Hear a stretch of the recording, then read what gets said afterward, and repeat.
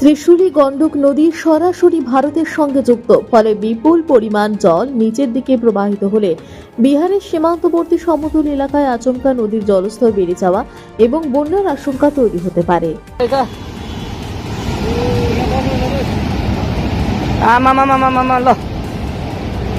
हामीले अब ओहो यार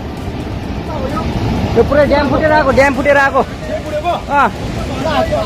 यो घर गयो यो ल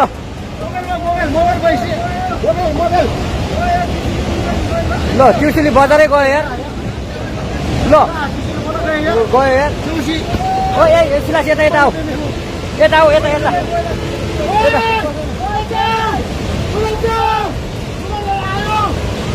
आमा यार बजारै गयो यार यहाँ नबसौँ ल अलि टाढा बसौँ टाढा यो पुरै ल घरहरू जम्मै गयो ल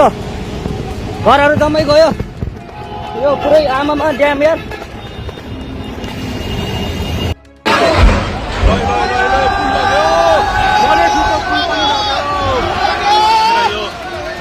देखि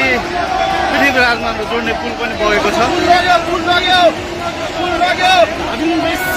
जोड्नको लागि पुर्याइरहेको यो लाइफलाइन बाढीले बगाएको छ।